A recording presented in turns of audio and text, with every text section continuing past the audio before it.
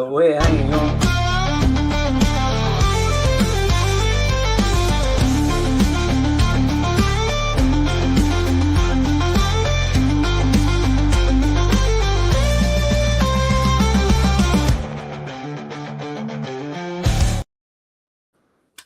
Welcome or bienvenue. Welcome once again to another property live stream. This is, of course, IPSA Kind of Magic, the Independent Personal Search Agents Association, currently chaired by Hamish McClay, and today's special guest, friend of the show, Silas J. Lees of WigglyWam, a person who overviews the whole of the property industry and therefore can come up with very sage advice based on that. The shows we run, their purpose is to create critical thinking, chat, conversation, and to hopefully help you guys out there to be forearmed when it comes to either choosing property, engaging in searches, or in engaging in specialists to help you achieve those goals. Today's topic is quite an interesting one. It is paying to comply. Which is about the wake-up call to the handbook. And Hamish, as ever, Hamish, would you start us off? I would indeed, and sort of welcome to you all, those of you who are IPSA members. And we forgot for the first two programs of this year, or podcasts of this year, to actually send out to our IPSA members. So apologies to any IPSA members there. Oh. But we go much further afield than IPSA members because we get onto several different platforms. Silas's platform, for example, a UK Homes Network. We get on, and we're out on LinkedIn, of course, at the moment, as well as our very own sort of YouTube channel, Spilling the Proper Tea. But this particular handbook is something which IPSA members might sort of turn around and say, or members outside of it, well, what's that got to do with what we do? Because we don't use the money lender's handbook. But it's very, very important because we are independent search agents, as we actually sort of say. And it is when a solicitor is carrying out the work that we've sent them the work, they're carrying out the work on getting everything sort of resolved in terms of their particular client. They do need to check out on the money lender, well, I call it the money lenders, it's the mortgage lenders handbook these days, that is available through UK Finance. Now, UK Finance had suggested at one particular sort of stage that they were going to start charging for it. And if they started charging for it, you think about how many transactions that, a solicitor would actually go through. To charge for that would be really an additional cost, which was totally unnecessary because the information is already there. The mortgage lenders themselves update that information. They update it on a regular basis. Now, one of the great things, actually, if some members have access to something which is called the LC5, which people don't necessarily know, but it's a very, very good, actually, way of checking up what has changed in the money lender's handbook. And that costs less than £10. So it's worth checking out on. But if that's going to cost you £50 to do each time, because what you want to do when you've done all your work and you think everything's sort of going fine, you want to make sure that money lender, because some things will change overnight. And if they change it overnight and you don't have that direct sort of contact with it, you could end up finding that everything's ready to go forward. And then money lender turns around and says, no, we've changed it. You can't actually borrow money now. And that, of course, makes a significant difference. It could be the percentage deposit. It could be something the government's brought into change. But the beauty of it is the money that the solicitor is using due diligence to actually get that information, get that sort of detail together. Now, from our perspective, as IPSA members and those of you looking in, why would we actually mention it? Now, it doesn't mention that the lenders, the mortgage lenders, will actually lend money if a search comes from an IPSA member. However, what we need to remember, and this is the important thing, in order to become an IPSA member, we've got to get through the IPSA gateway. We've got to pass we've got to pass certain sort of questions and an interview to actually sort of become members of it. But we also have to be regulated by the PCCB to become a member. So we're all members. So you look in the handbook and it will actually sort of say this lender will lend money to somebody who is PCCB regulated, or they're regulated by a certain body. They might not necessarily mention the PCCB. So this is why this is quite a useful, if you like, sort of podcast to be able to remind people. It doesn't mention IPSA, but it does mention what we all IPSA members have to have passed through to actually get into that sort of. But as I said, the challenge that would be if they introduced this, it would cause absolute sort of mayhem in many, many circles. And of course, Silas had looked at the bigger picture. So it's a good idea to bring him in to sort of let us know what his feelings are. Silas, it seems to me that within an ever-changing property landscape, having some sort of handbook, at least a basic series of minimum expectations, is a good thing. 100% it is, Gareth, and let's not forget that every conveyancing solicitor, when they've had to handle a mortgage application on a purchase of a property, has always had to refer to the mortgage lender handbooks for the terms and conditions that surround that particular loan, what's expected of the conveyancer in that transaction. And one of the insidious things about this is that, as Hamish touched on, UK Finance suggested they were going to just levy a £50 plus VAT fee per user to access this document, which has been free for decades. Now, that doesn't sound like a lot, but if you think that there were 1.2 million transactions last year, according to Zoopla, and let's say 80% of those require a mortgage, so around a rough 1 million transactions a year, that's £50 million. But it also doubles up if you've got 2, 3, 4 practitioners in the conveyancing firm that have to access the mortgage lender's handbook. And this number soon starts to add up, that you end up with 50 to 100 million plus being sucked out of the conveyancing sector. Now, one of the biggest challenges for people trying to move home is that they constantly look to the conveyancing solicitors as to why are there so many delays? Why are there so many delays? We need to speed up the housing market, etc.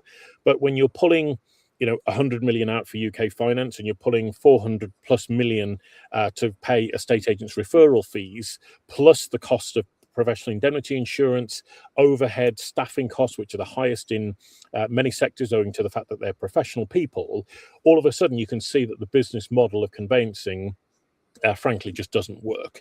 And the danger with these sorts of moves is that it concentrates power in the hands of the few, which leaves consumers with less choice. It makes the business model less profitable, which removes all incentive for conveyancers to move faster. So this move by UK Finance directly impacts the consumer, whether they realise it or not, because ultimately that fee is going to be passed on to the consumer.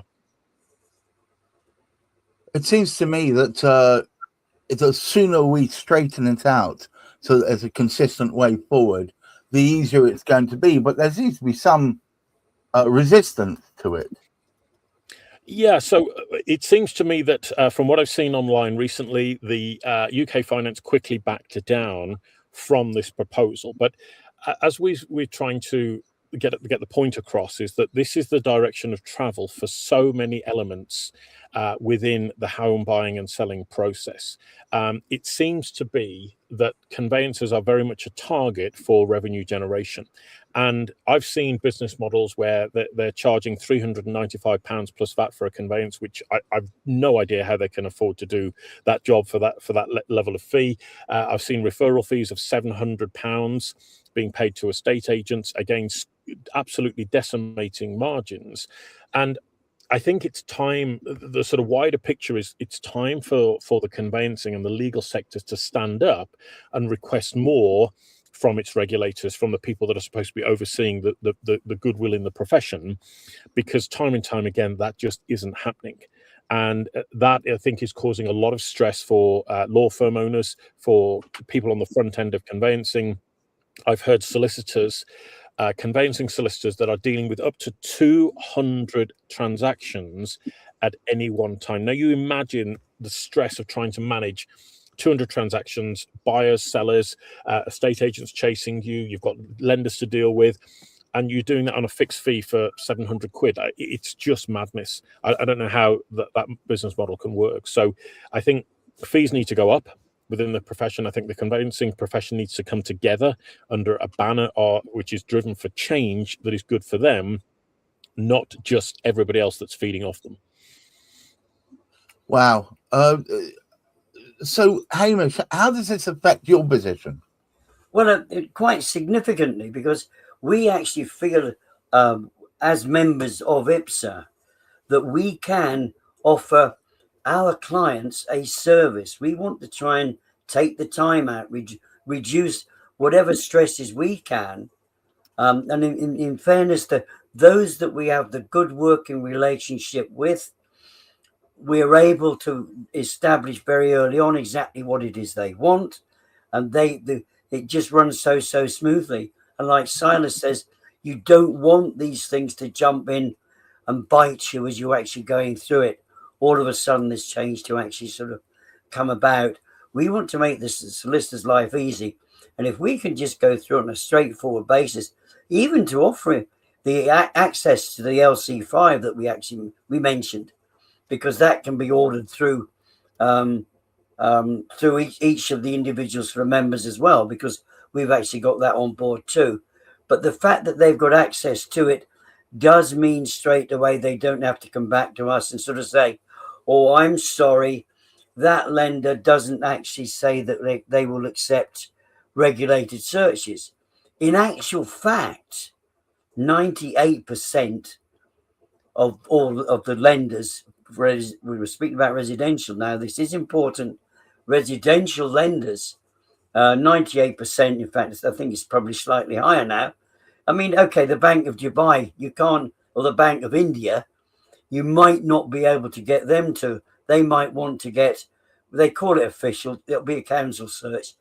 And as we've spoken about before, many people realize that in actual fact, ordering a search directly from the council, what they call an official search, can actually be damaging to the information that you're actually receiving, put down more work, take longer, and in actual fact, not give the sort of full picture either. So particularly with many authorities now, we hear this, it's held up elections, hasn't it? They'll be turning to unitary authorities. All of these complications coming in, we want to simplify it for that solicitor. And certainly that the mortgage lenders handbook does make it much better if we just sort of say, hey, look, this isn't something you should pay for. It's all done. The mortgage lenders themselves have done the updating. They're the good guys of the piece. Why should somebody, I think we'll have a bit of money for this, just be able to sort of do that, which does interfere with the smooth flow of everything. Silas, is this situation now, this nexus point, is this something that's going to be a defining moment in the industry, do you think, where we come together and we decide as one, this is the direction we're taking, or is it still splintering? That is a wonderful question, Gareth. And in my humble opinion, having looked intensely at the market, what is needed for the industry is very strong leadership. And I'm not seeing that, unfortunately, coming through from many of the sectors or many of the organizations that are involved within the sector. There needs to be a rallying war cry, if I can use that term, from those conveyancers who are really good at what they do. They're absolutely fed up of the bargain basement conveyancers dragging everybody down. I mean, literally just this week, there was a conveyancing practice not far from me, up in Sheffield, that has closed its doors. Staff turned up on Monday morning to a note on the door that said, we are basically closed for business. You've no longer got a job. None of the hundreds, if not thousands, of transactions that are going on know where they stand because their solicitors have just disappeared. That it's a major issue that this is happening more and more in the sector because the business model doesn't work, and we need strong leadership to represent conveyancers and solicitors' interests. But coming back to the point that Hamish was making earlier, there needs to be a very smart thought process around where the data is coming from to serve the consumer. So to use IPSA as an example, when those IPSA searches are coming in, that is refined data. That is data that has been checked over. And the liability for that data, which is important from the solicitor's point of view, is on the IPSA member themselves, not the law firm. And that removes a huge chunk of liability and time and effort to refine and process that data from the solicitor's desk. So they are able to transact more efficiently through the entire process. So with smart choices and the right leadership under the right banner to separate out the bad actors in the profession from the really good solicitors, I think, yes, we can see change. Who's going to lead that?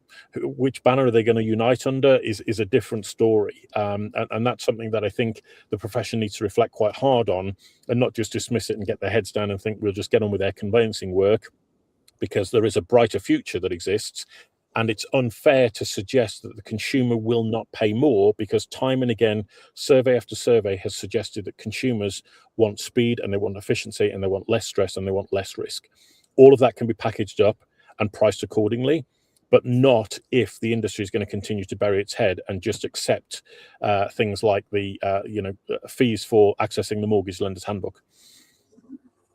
Hamish, it appears to be that we are on the crux of something that could be either foreshadowing a more solid, put together marketplace. It just worries me that this is supposed to be a regulated market, and yet what things like Silas does that will go by without any teeth to prevent it happening again. Well, I mean, the sad thing is that many actual searches go to solicitors, and they are not regulated searches.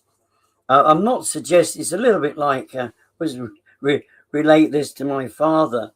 Come the end of the war and sort of all the rest of it. I mean, when you've been flying around in Lancaster and Wellingtons and dropping bombs all over the place, and you've been driving a car, you didn't have to pass the driving test. They assumed you could actually drive the car. So you didn't have to take all that test and all the rest of it. And it's a little bit like that. There is people out there that have been producing searches, and we've got a few people that have been producing searches going way back to the 80s, as we know, if people have listened to sort of historically what we're doing. But they have made sure that they have become, with their organizations or as individuals, they are PCCB regulated. Some people haven't done that. So there's some great people out there. Don't get me wrong. There's some great people out there who they themselves aren't necessarily regular. But there are an awful lot of others who are not regulated and therefore are not 100% reliable. They do it purposely. It's rather back to that same thing. You don't know what you don't know. Well, yes. We've got training facilities and we update people regularly within IPSA. And this, our IPSA members will tell you this. This is one of the great advantages of coming along to those sort of get-togethers, because we get some updates from people outside of what we do directly. We get solicitors speaking to us. We get people like Kate Faulkner speaking to us, saying this is what's going on with the industry. So we're constantly getting updates, and any changes and things we can advise members of.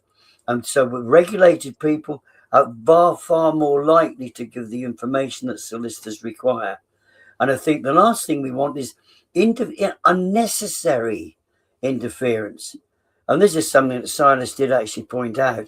It's something else that's being added in by somebody thinking, oh, we could get some money out of this. Our poor old buyers and sellers, they're the ones that are getting lumped with the cost of all of this. Right. So we can streamline it, make it effective. It speeds it up. More importantly, we can explain to the buyer or the seller exactly what is going on, and we can keep them up to speed with what's going on, because that information is, as the Silas said, we get together collectively, right information from the right people, and everybody can actually sort of see where we are at whatever time. It's just a lovely, simpler flow of things, rather than having bits from here, bits from over there, and then bits from, oh, that's coming from, it's not even coming from somebody UK. It's sort of coming from somebody abroad somewhere who's actually carried out the sort of work to put the search together. So there's all sorts of variances that we need to take care of, but we want a simple, and it's possible to simplify what at the moment can be so very complicated and take weeks and weeks and weeks to achieve. What we're trying to achieve with Silas is that model that can be done very, very quickly. Get the search from the right place to start with at the right time. That speeds everything up. We put it in progress with what Silas is actually putting together as well. And in fact, we've got a very, very effective model there that will help everybody and do it at the right price, and do it also, more importantly, in a far, far better time frame than is otherwise available. Well, thank you for that, Hamish, and from you, Silas. And let this be a siren call to all of you out there who watch us regularly, and those who don't, welcome. Please be aware this is but one of 4 property-based podcasts that we run. First one's on Tuesday, which is called Property Matters, hones in on very specific areas of property. This is IPSA Kind of Magic, which is all to do with searches and the relevance of searches and monitoring and managing those searches. Remember that IPSA, which is an association of independent personal search agents, they focus in the form of a cooperative where they look after each other's best interests. So if you want someone in Stoke, if you're buying a property in Stoke and you want search done on that, the Stoke-related person will be there. If you want someone in Bicester who knows the area down there, you'll go to Hamish and his team. And that's kind of the way it works.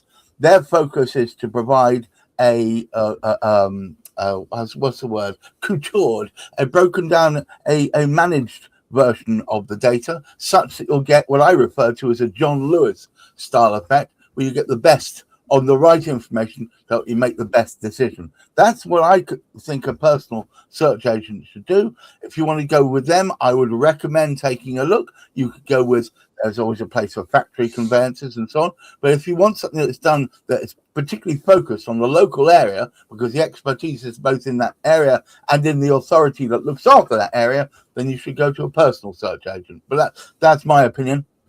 On the rest of the week, on Thursdays, sorry, we are Wednesday. On Thursdays, we have Property Quarry in the morning at 10 o'clock. Bit of a bun fight where we talk about a number of different topics. That's an evolving conversation. Do come along, hear us out. And also on Friday, arguably the most watched show we do, which is called Cladding Matters. We've had in excess of 18,000 views on the one 2 weeks ago. Please come along, be part of the discussion. We don't just talk about cladding, we talk about building safety, and we also talk about the knock-on effect, how it affects the people who are disrupted within building safety. So all of that, really interesting stuff. Do come along. But thank you once again, Silas J. All you property people out there, do check out WikiWham. It's an amazing resource. And there's lots of stuff on there, including these videos. And Hamish McClay, Search and Convey, the prime mover in getting these podcasts underway, but also the current chairman and arguably the most up for it chairman of IPSA at the moment. That's my personal opinion. Don't take my word for it, but certainly they are an excellent institution to be involved with. Many more things to come. Just checking because we've had a couple of comments come through. Wow. So here's one, which was thanks for the quality content and positivity. I enjoy watching your stream while taking my morning dump. How lovely. Well, do you know what? Rubbish in, rubbish out. That's what they say. Anyways, no, but thank you for that, Minnie. I hope you enjoyed your outpouring. Until next week, please keep your feet on the ground, keep reaching for the stars, and I would recommend that you look after your mental health, certainly in this changing world. Take care. Bye-bye now.